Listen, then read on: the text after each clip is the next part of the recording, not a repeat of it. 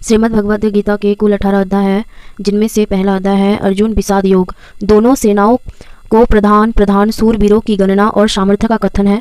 दोनों सेनाओं की संख्या ध्वनि का कथन है। अर्जुन द्वारा सेना निरीक्षण का प्रसंग, मोह से व्याप्त हुए अर्जुन से कायरता, स्नेह और शोक युक्त वचन है। दूसरा अध्याय है सांख्य योग। अर्जुन की कायरता के विषय में श्री कृष्णार्जुन संवाद है। इसमें सांख्य योग का विषय है। छात्र धर्म के अनुसार युद्ध करने की आवश्यकता का निरूपण है। फिर कर्म योग का विषय है। स्थिर बुद्धि पुरुष के लक्षण और उसकी महिमा है।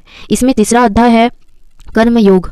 ज्ञान योग और कर्म योग के अनुसार अनासक्त भाव से नियत कर्म करने की श्रेष्ठता का निरूपण है। यज्ञादि कर्मों की आवश्यकता का निरूपण है।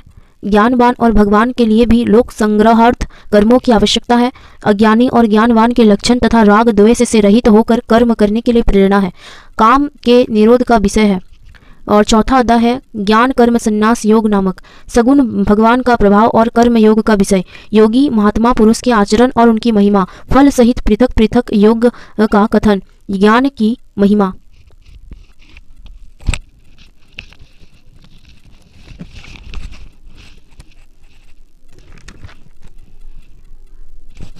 पांचवा अध्याय है कर्म संन्यास योग नामक। छठा अध्याय है आत्म संयोग योग। सातवां अध्याय ज्ञान विज्ञान योग। आठवां अध्याय अक्षर ब्रह्म योग नामक। नौवां अध्याय है राज विद्या राज गुहा योग नामक। 10वां अध्याय है विभूति योग नामक। 11वां अध्याय है विश्वरूप दर्शन योग। 12वां अध्याय है भक्ति योग। 13वां अध्याय है चित्र विभाग योग। 14वां अध्याय है गुणत्रय विभाग योग। 15वां अध्याय है पुरुषोत्तम योग नामक।